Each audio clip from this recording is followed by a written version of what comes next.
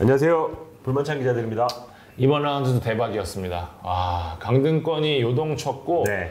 사실 이 3위 싸움이 좀 주춤하면서 네. 이 중위권이 훨씬 두터워졌어요. 네. 네, 빠르게 17라운드 한번 리뷰해보도록 하겠습니다.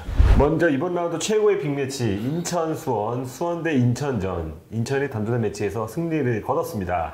진짜로 네. 잔류 DNA는 있는 것 같아요. 네. 세비야 유로파 DNA 있거든요. 잔류 DNA 있습니다. 그러니까 저도 이 DNA를 실체를 찾아보고자 정말 많은 사람들한테 물어봤는데 네. 제가 기사를 못 쓴 이유가 있어요. 별 이야기가 없어요. 우리나라 감독한테 물어보고 선수한테 물어보고 구단 직원 주모 지난 몇 년간 이 살아왔을 때 이 과정을 다 지켜본 사람들한테 다 물어봤는데 네.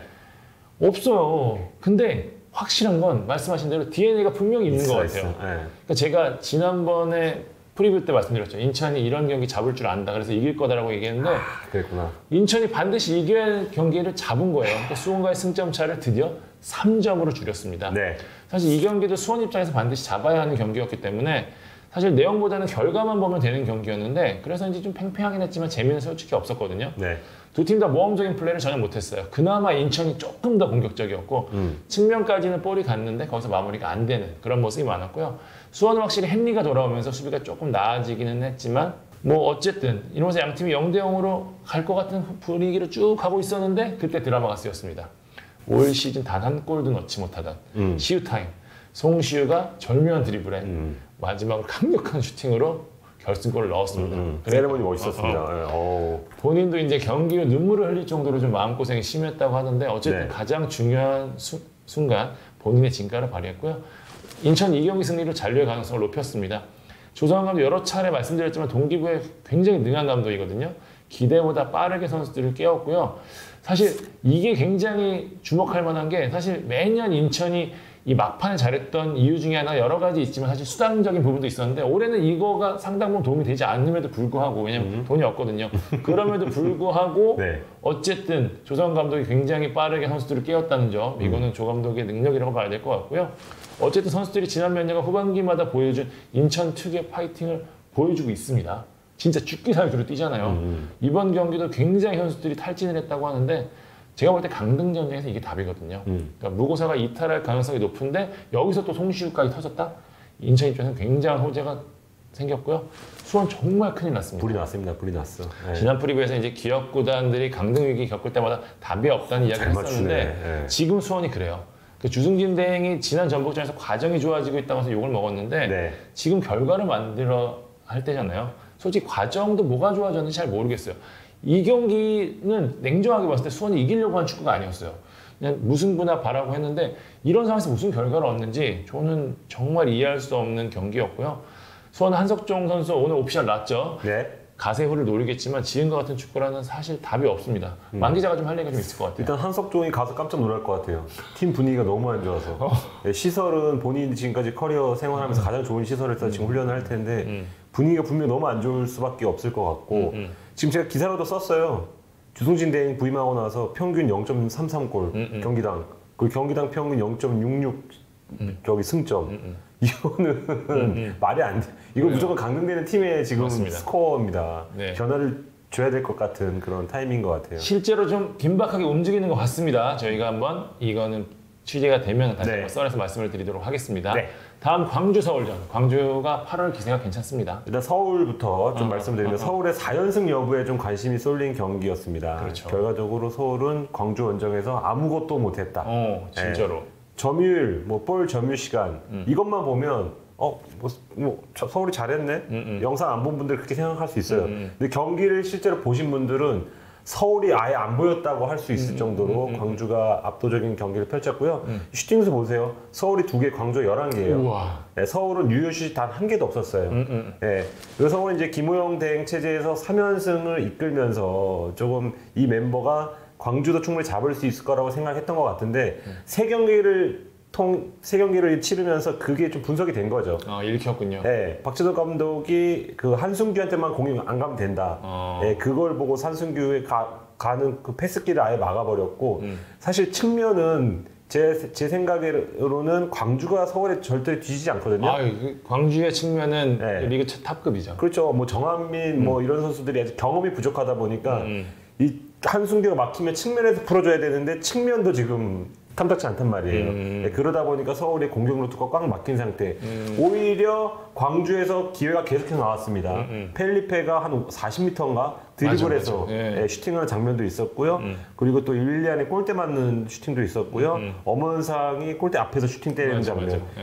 뭐 김창수까지 와서 중거리슛 때리고 어떻게든지 골을 넣으려고 했어요. 광주가. 사실 이런 흐름이면 광주가 승점 3점을 따도 할 말이 없는. 예. 그리고 이제 박지성 감독이 얼마나 이 경기에 자신이 있었냐면 지금까지 그 라인업을 보면 항상 중원에 수비력이 있는 그리고 활동량이 많은 선수를 적어도 2명을 배치했어요. 보통은 이제 뭐 박정수나 이제 여름이 자주 나오고 그리고 여봉훈도 나오기도 했고. 근데 이날은 박정수 한 명 두고 임민혁 두현석을 배치했어요. 예, 두현석은 박진성 감독이 부임하자마자 가장 기대했던 두개로라고 불리는 공격수 출신이고 임민혁도 잘 아시다시피 테크니션이잖아요. 그 두 선수까지 공격에 가담해라. 우리 한번 이겨보자. 근데 이제 통탄스럽게도 광주 입장에서는 한 골도 넣지 못하면서 무승부 거뒀습니다. 근데 광주는 이런 패턴이 계속 반복되고 있는 건 조금 안타까워요. 포항전에서 잘했는데 비겼죠. 맞아요. 강원전 잘했는데 비겼죠. 지금 3경기에서 최소 한 2승 정도만 땄어도 6강 진입할 수 있는 상황인데 지금 이번에 3경기에서 승점 3점에 그치면서 10위에 그쳤고 인천에 지금 좀 추격을 당한 상태입니다. 수원뿐만 아니고 광주도 약간 좀 압박감을 느낄 수 있는 그런 경기라고 좀 요약할 수 있을 것 같습니다.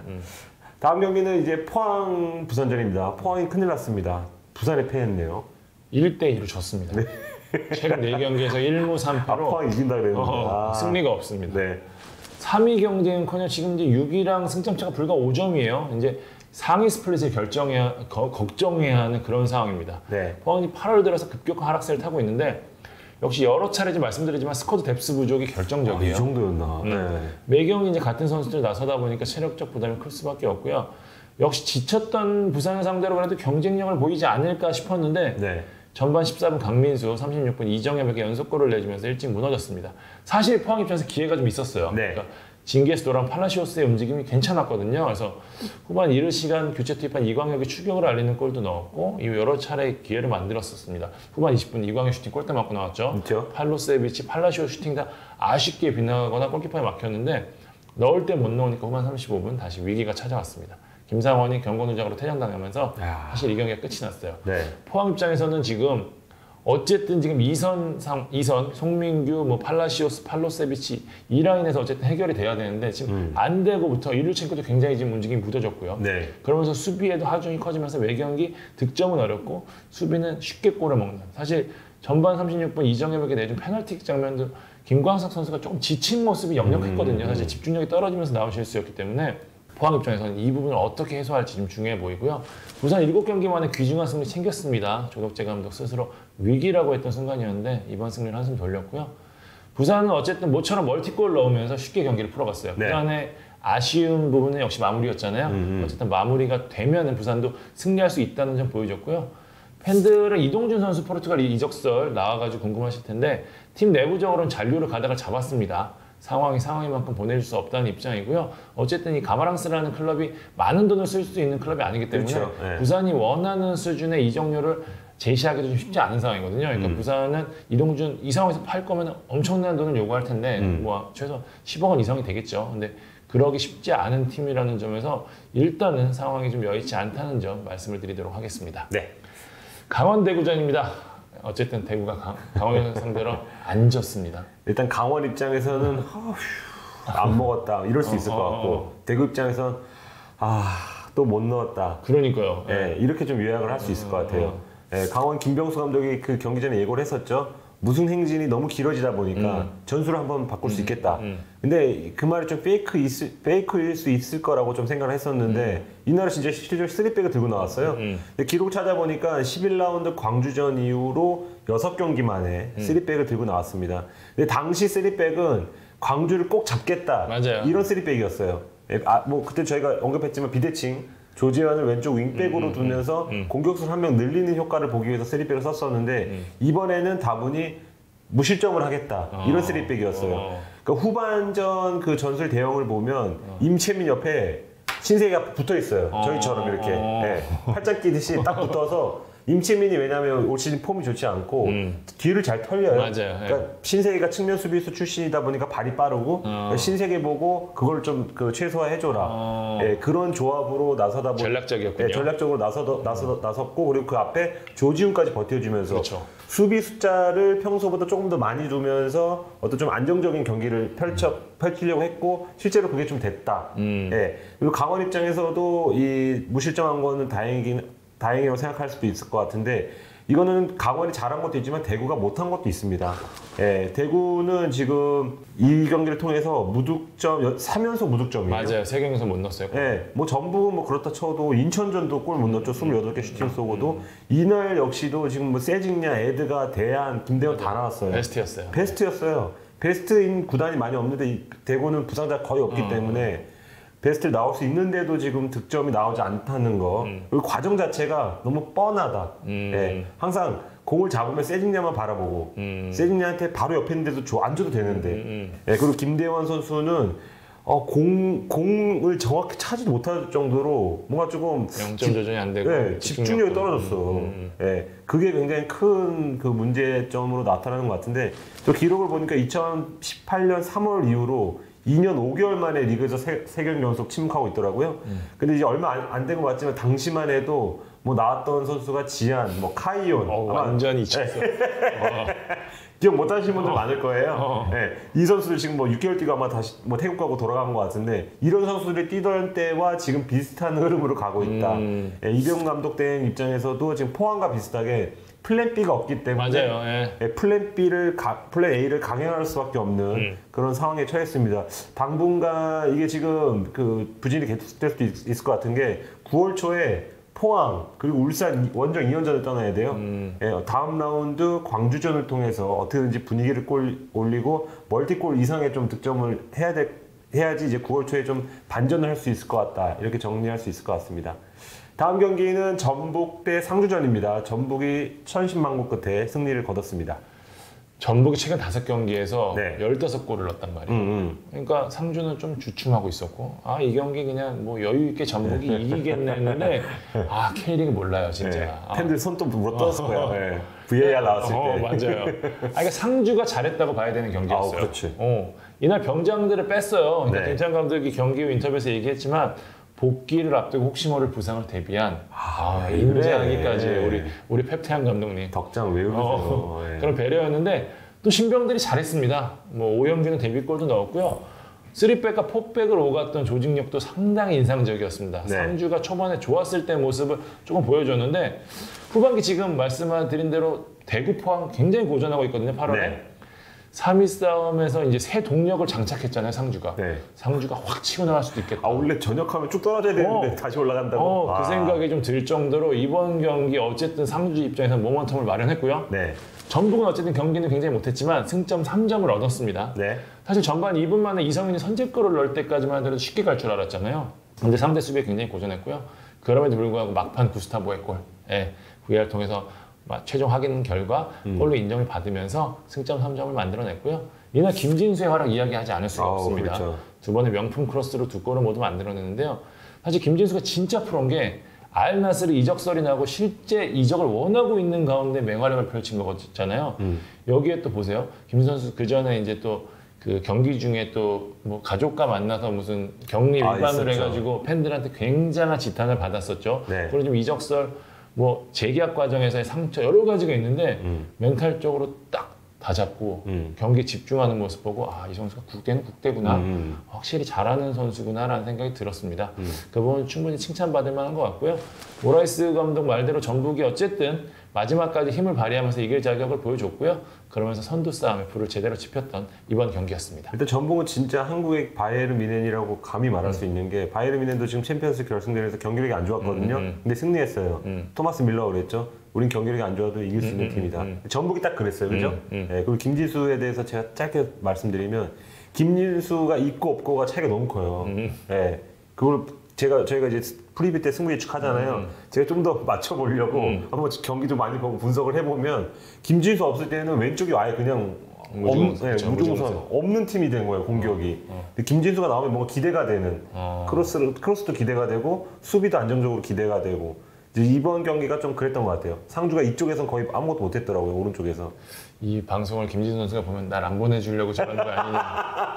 아니 제가 김진수 선수 높이 평가하는 차원에서 말씀을 드렸습니다. 자, 마지막 경기 가도록 네. 하겠습니다. 울산과 성남. 울산이 이기면서 어쨌든 선두를 지켰습니다. 일단 일정상 전북 경기가 끝난 후 이제 스코어를 확인한 상태에서 울산 선수들이 경기에 투입이 됐는데요. 울산도 이제 뭐 같은 스코어죠. 2대1로 성남을 잡고 다시 선두를 좀 유지를 했습니다. 일단 울산은 초반부터 동기부여가 된 상태였어요. 뭐 전북전 때문인지 아니면은 성남만큼 꼭 잡아야 되는 팀이어서 그런 건지 모르겠지만 전반 35분 홍철의 드리블 한 번이 차이를 만들었죠. 상대 우측을 완벽하게 허문 다음에 맞아요. 주니오 떠먹여줬죠. 네, 주니오 한번 이제 출근해라. 주니오 이제 골을 이끌어냈고요. 그리고 이제 5분 뒤인가요? 이제 주니오가 페널티를 넣으면서 전반을 2대 0으로 이제 앞서갔습니다. 후반에 이제 나상호에게 페널티를 허용하긴 했지만 그 외 장면에서는 이렇다 할 실점 위기를 좀 맞지 않으면서 2대1 한 골차 승리를 지켰습니다. 공교롭게도 저희가 지금 김진수 선수 얘기하고 홍철 선수 얘기하니까 네. 국가대표 왼쪽 풀백 이야기를 하게 됐네요. 그러니까요. 김진수 아마 홍철도 봤나? 하이라이트를. 홍철도 지난 포항과의 동해안 더비에서도 맞아요. 김민석의 선제골 어시스트했거든요. 비슷한 상황에서. 이날도 선제골 어시스트했어요. 그러니까 홍철이 잡으면 길이 열린다. 뭐 이런 컨셉을 좀 잡은 것 같은데 이날 도움이 39호 도움입니다. 그래서 하나만 추가할 경우에는 K리그 역사상 31명밖에 없는 40도움 클럽에 가입할 수 있습니다. 지금 분위기로는 세징야보다 먼저 갈 것 같아요. 세징야가 지금 거의 한 달이 뭐야? 한 두 달 가까이 된 것 같아요. 40 한다 그러고 지금 다 준비해 놓고 있어. 구단에서도 보도자료 써놓고 연맹에서도 좀 띄우려고 준비하고 있는데 도움이 안 나오고 있어요. 맞아요. 근데 그 사이에 이제 홍철이 열심히 달려가서 하나만 추가하면 40도움 되고요. 주니오는 이날 경기 통해서 25골. 대단합니다. 이게 지금 33경기 이런 체제가 아니잖아요. 지금 17경기 치렀는데 25골 말이 됩니까? 경기당 득점이 1.18입니다. 예, 이 상태로라면 지금 줄어든 리그에서도 옛날에 뭐 2000 몇 년도였죠? 12년도였나요? 대안이 31골을 넣은 시즌이 있었잖아요. 맞아요. 31골도 넘을 수가 있어요. 예, 지금 앞으로도 지금 11골만 추가하면 31골이고 주니오가 멀티골 괴물이잖아요. 멀티골을 계속해서 넣다 보면 이 기록도 넘을 수 있을 것 같다. 네, 그리고 성남은 이번 라운드에서 아쉽게 패하면서 순위가 7위에서 9위로 좀 내려앉았습니다. 경기는 잘했어요. 성남은 외경기의 압박도 그렇고 빌드업 과정도 그렇고 네. 보여주는 측면에서는 굉장히 좋은 팀이라는 게 분명합니다. 네, 성남과 광주가 좀 비슷한 것 같아요. 내용은 잡고 결과는 잡지 못하는. 결국 마무리야. 주니어 얘기 제가 100번 하는 이유가 결국 마무리거든요. 네. 그러니까 이준 선수는 더 많이 줘도 돼, 돈을. 네, 그렇게 좀 생각됩니다. 자, 지금까지 17라운드 리뷰해봤습니다. 일정이 변경돼서 이번 주는 주중 경기 없이 주말에 펼쳐지는데요. 네. 지금 코로나19 때문에 지금 3단계 격상 여부가 지금 계속 걸려있거든요. 그렇게 되면 지금 네, 제발. 예, 제발은. 어렵게 열렸던 지금 리그가 다시 닫힐 수도 있는 상황이기 때문에 네. 정말 이 방송 지켜보신 여러분들도 정말 이 예방 수칙 잘 지켜주시고요. 그래서 K리그 기대하는 한 주 맞았으면 좋겠습니다. 금요일 올라오는 프리뷰도 기대해 주십시오. 네, 지금까지 볼만치 않은 기다드렸습니다. 감사합니다.